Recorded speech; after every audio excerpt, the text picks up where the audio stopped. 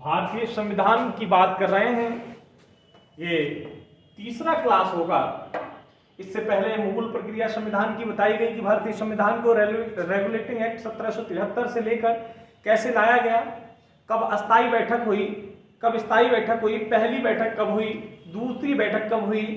तो इस तरीके से 9 दिसंबर से 1946 से बैठकों का शुभारंभ हुआ। 9 दिसंबर 1946 को पहली बैठक हुई जिसमें अस्थायी अध्यक्ष डॉक्टर सत्यानंद सिन्हा को चुना गया। उसके बाद 11 दिसंबर को बैठक हुई जिसमें स्थायी अध्यक्ष डॉक्टर राजेंद्र प्रसाद जी को चुना गया। और बेटा तीसरी बैठक 13 दिसंबर को हुई जिसमें उद्देश्य का प्रस्तुत की गई पंडित जवाहरलाल नेहरू के द्वारा। तो इस तरीके से जो बेसिक प्रक्रिया थी, अनुसूचियां बताई कि मूल संविधान में अनुसूचियों की संख्या 8 थी और वर्तमान संविधान में अनुसूचियों की संख्या 12 हो गई।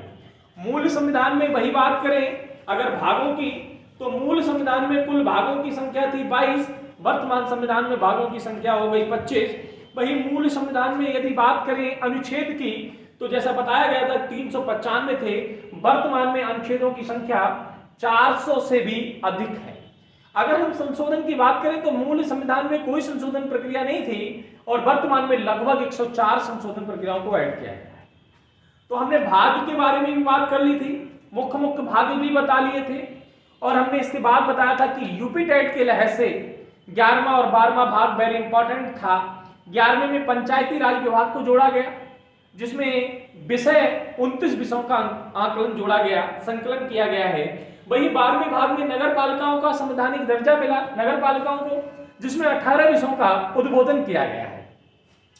इन भागों के बाद बेटा 9वें भाग में भूमि सुधार कानून है और 10वें भाग में दल बदलू कानून है। दल बदल कानून जो है, राजीव गांधी उस समय पीएम थे तो उन्होंने 52वां संविधान संशोधन 1985 में किया था, तब इसको जोड़ दिया गया था। और नवा संविधान संशोधन भूमि सुधार संशोधन था, इसे 1951 में जोड़ा गया था और ये प्रथम संविधान संशोधन अधिनियम था। ठीक है, और पूछना तो पूछते रहिएगा, लिखकर पूछेगा कि आवाज आपकी कैसे ना हो। भारतीय संविधान में हम बात करें भाग की, तो अनुसूचियों में हमने आपको बता दिया। अब हम भाग की बात करने जा रहे हैं। अनुसूची 9 में भूमि सुधार है, अनुसूची 10 में दल बदलू है, अनुसूची 11 में पंचायती राज को संवैधानिक दर्जा मिला, अनुसूची 12 में नगर पालिकाओं को संवैधानिक दर्जा मिला। ठीक है, और भाग की बात करें तो पहला भाग आता है संघ एवं उसके अधीन राज्य।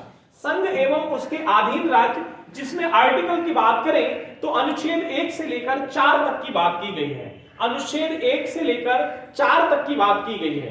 अब अनुच्छेद में है क्या, यूपीएससी वाले बच्चे इस बात का विशेष ध्यान रखें कि इनके अनुच्छेदों में विस्तृत पूछ लिया जाता है कि अनुच्छेद 1 क्या कहता है, अनुच्छेद 2 क्या कहता है, अनुच्छेद 3 क्या कहता है और अनुच्छेद 4 क्या कहता है। तो अनुच्छेद 1 की सीधी सी परिभाषा है कि भारत अर्थात इंडिया राज्य व क्षेत्रों का संघ होगा। भारत व इंडिया राज्य व क्षेत्रों का क्या होगा, संघ होगा। भारत व इंडिया राज्यों का संघ होगा।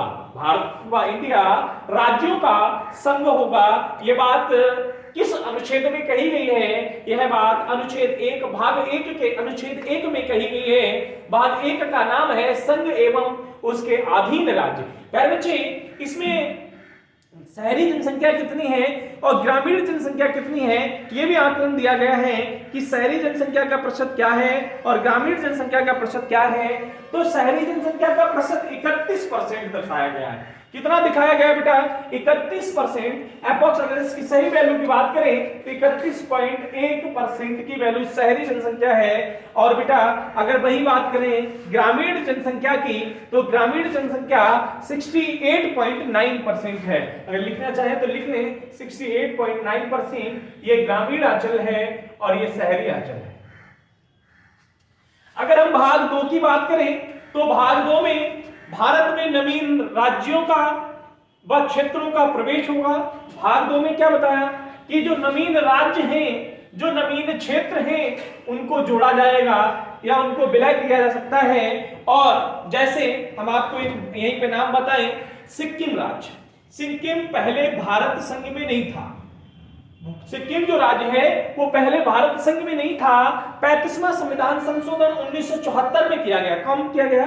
1974 में 35वां संविधान संशोधन किया गया और सिक्किम राज्य को इसमें विलय किया गया, जोड़ा गया, लेकिन इसे सहराज्य का दर्जा मिला। कौन से राज्य का दर्जा मिला?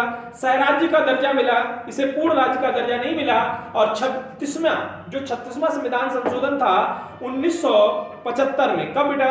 1975 में जब 36वां संविधान संशोधन हुआ तो इसे जोड़ दिया गया, इसे पूर्ण 22वें राज्य का दर्जा मिला। बात समझ गए होंगे? नवीन क्षेत्रवार राज्य का विलय कर सकते हैं।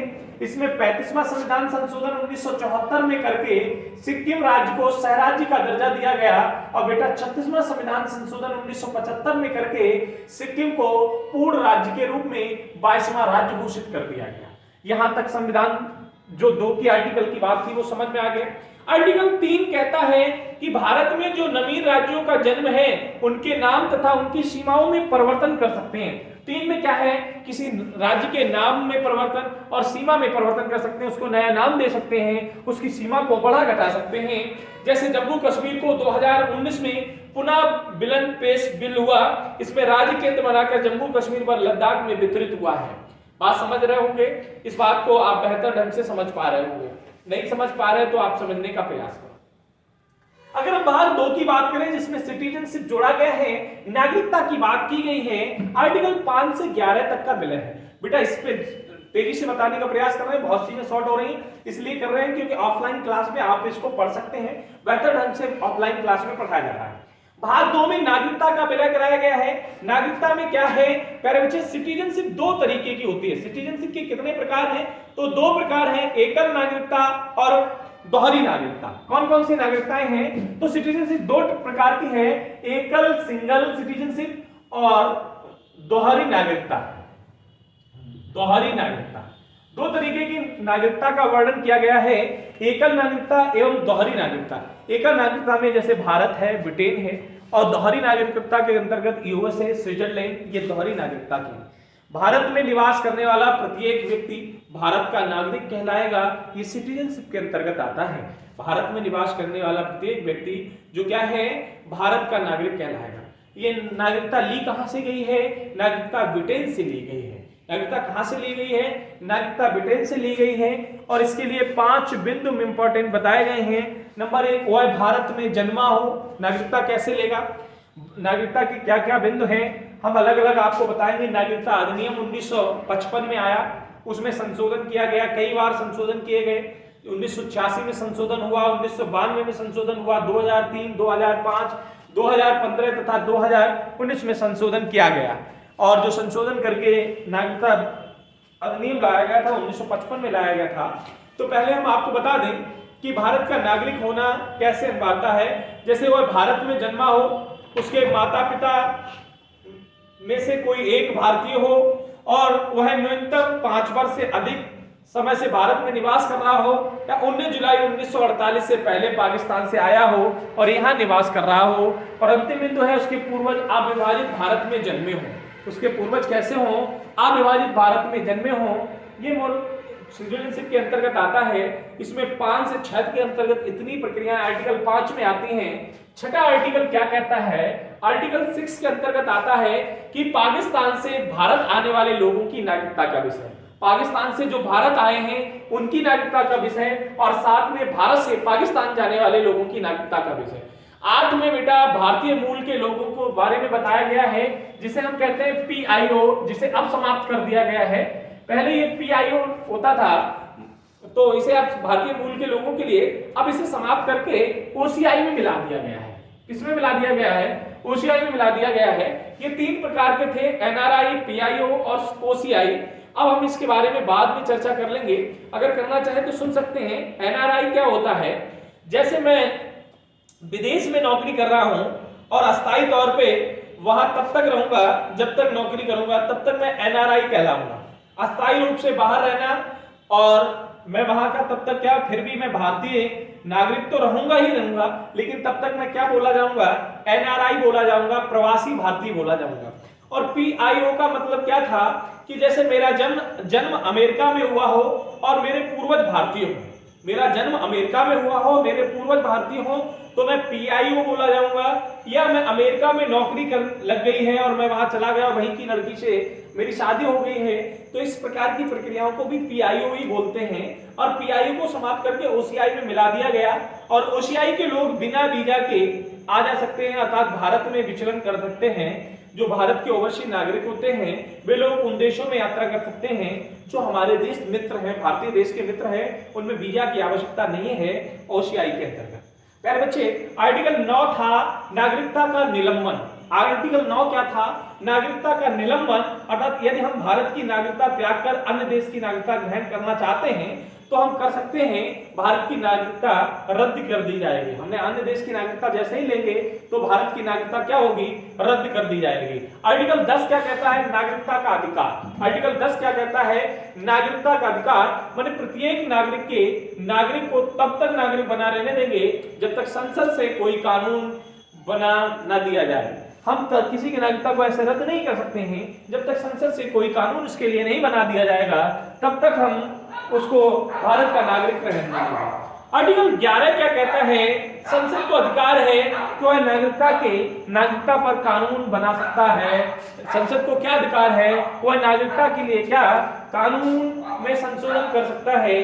कानून में क्या कर सकता है? संशोधन कर सकता है। यहीं पे आया था नागरिकता, थोड़ा सा रद्द कर लो, नागरिकता अधिनियम 1955। यहीं पे क्या आया था? नागरिकता अधिनियम 1955। इसी में संशोधन हुए और अंतिम संशोधन 2019 में हुआ, जिसमें जम्मू कश्मीर लद्दाख की विलय की बात की गई थी। तो पहला संशोधन 1986 में हुआ था, दूसरा 1992 में और तीसरा 2003, चौथा 2005 में और 2015 में इस तरह से हुए। तो बेटा नागरिकता अधिनियम 1955 में जो आया था, इसमें 5 प्रकार की शर्तें रखी गई थी, अर्थात 5 प्रकार से ना भारत की नागरिकता का जो प्रावधान था उसे लागू किया गया। पहला प्रावधान क्या था? पहला वही था, जन्म से जो नागरिक हो, अर्थात जिसका जन्म ही भारत में हुआ हो, जिसके माता पिता ही भारतीय हो, यह जन्म से नागरिकता हुआ भारतीय नागरिकता का अधिकार रखता है। वंश परंपरा से नागरिकता हो, मीन्स बच्चे का जन्म विदेश में हुआ हो परंतु भारतीय माता पिता उसके भारतीय हो, ये वंश परंपरा से नागरिकता का अधिकार रखता है। तीसरा था पंजीकरण से नागरिकता, माने पीआईओ हो, भारत में आकर पंजीकरण करा लिया हो और 5 वर्ष से रह रहा हो तो वह पंजीकरण से नागरिकता ले सकता है।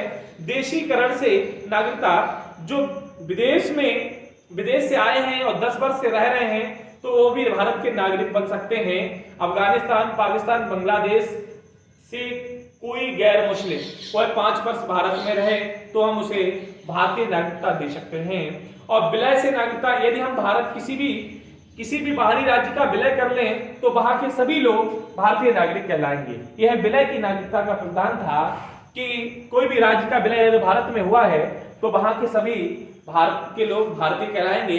जैसे 35वां संशोधन 1974 में सिक्किम के साथ हुआ और 34वें, उसके बाद 36वें संविधान संशोधन 1975 में उसे भारत के 22वां राज्य घोषित कर दिया गया, तो वहां के लोगों को भारतीय मूल का नागरिक कहा जाता है।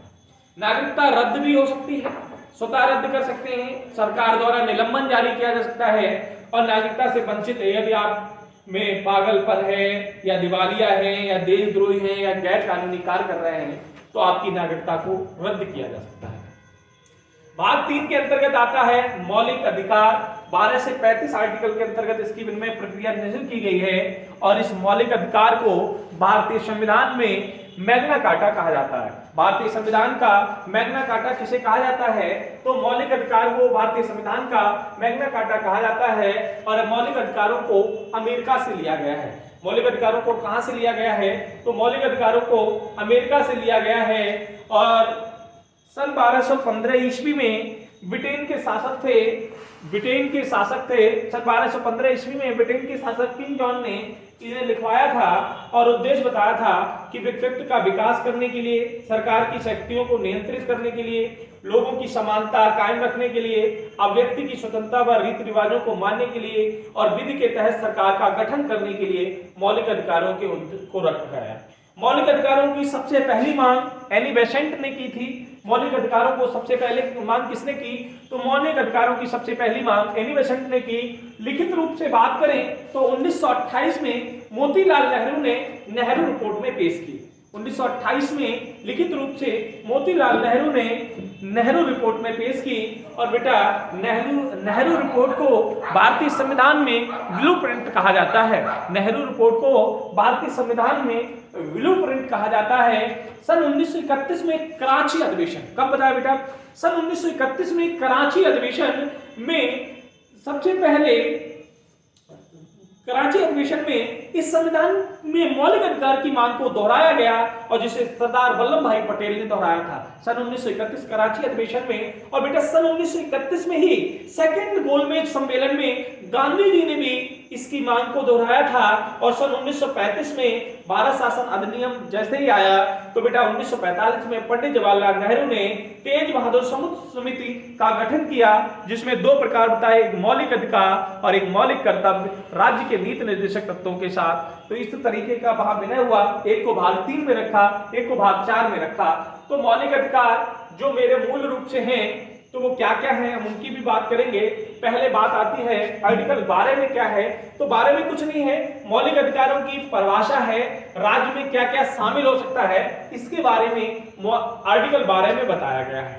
बस आर्टिकल 13 में आता है मौलिक अधिकारों से असंगत विधियों का शून्य व निरस्त होना। यह आर्टिकल 13 के अंतर्गत आता है। मौलिक अधिकार कौन कौन से हैं?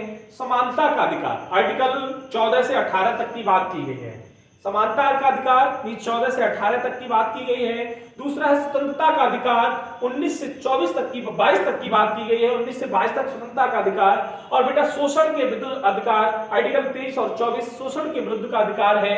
और बेटा धार्मिक स्वतंत्रता का अधिकार आर्टिकल 25 से 28 तक है। धार्मिक स्वतंत्रता का अधिकार आर्टिकल 25 से 28 तक के लिए धार्मिक स्वतंत्रता के अधिकार का विनय किया गया है। और बेटा सांस्कृतिक एवं शैक्षिक का अधिकार आर्टिकल 29 व 30 में स्थापित किया गया है। और बेटा संवैधानिक उपचारों का अधिकार तो इसे आर्टिकल 32 में समाहित किया गया है।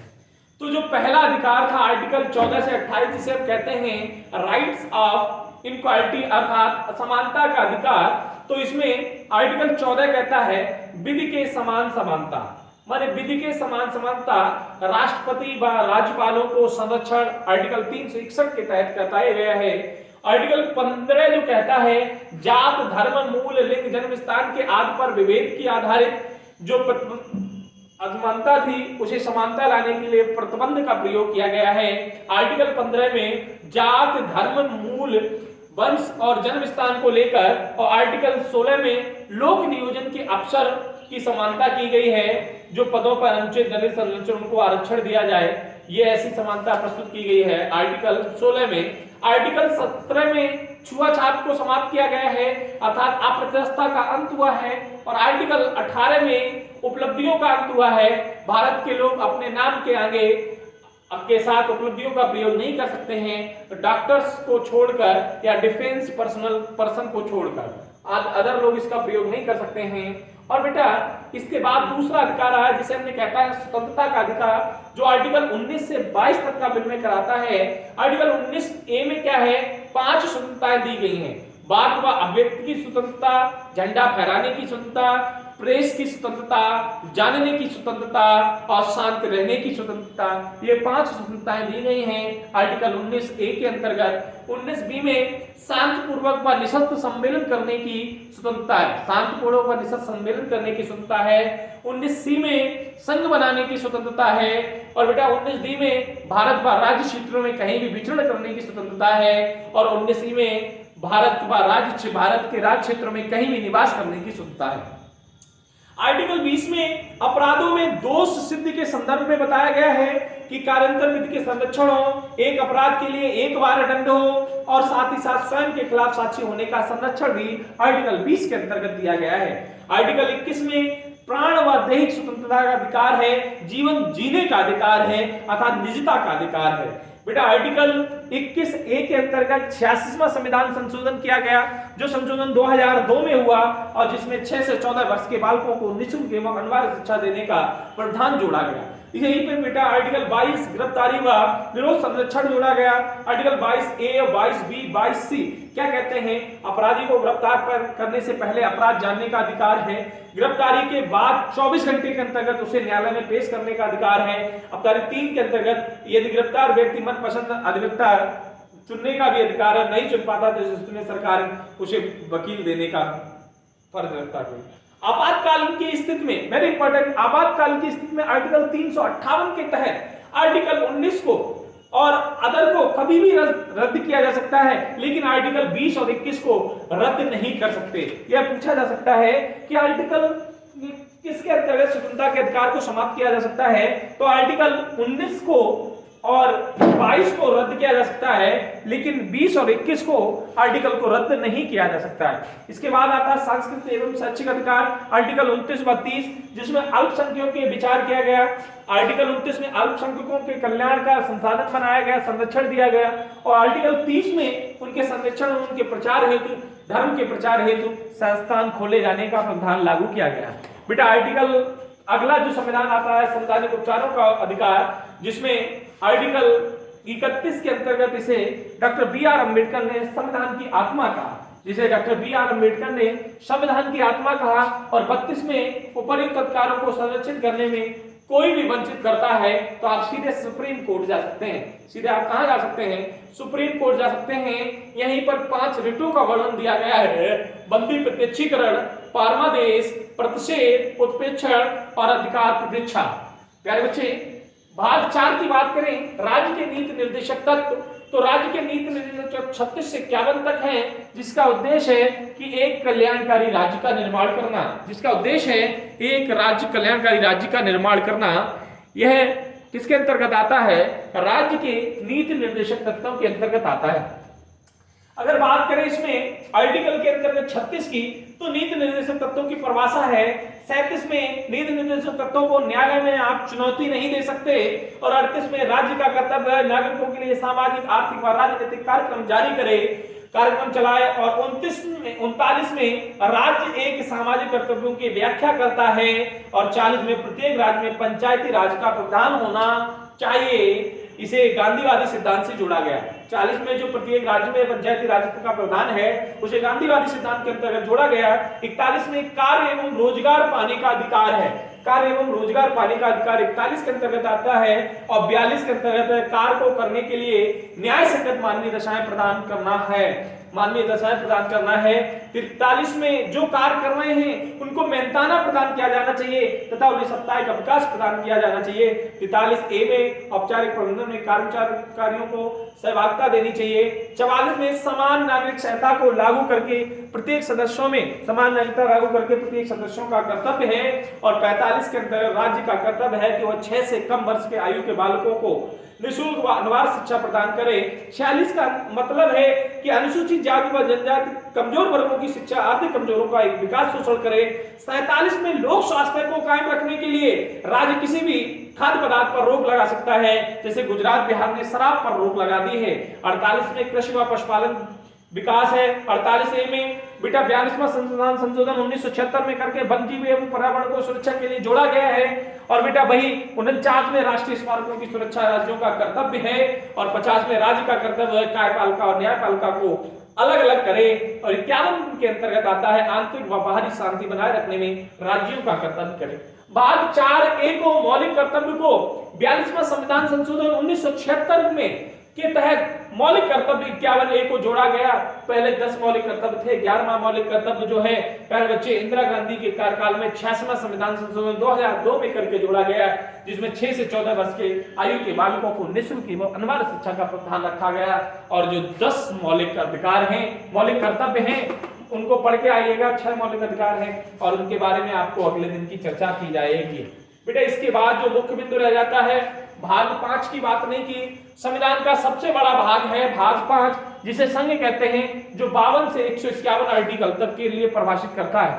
52 से 151 तक संघ में होता क्या है? संघ किसे कहते हैं? कार्यपालिका, विधायिका और न्यायपालिका के समृद्ध समूह को हम एक संघ कहते हैं। इसकी चर्चा हम अगली क्लास में करेंगे।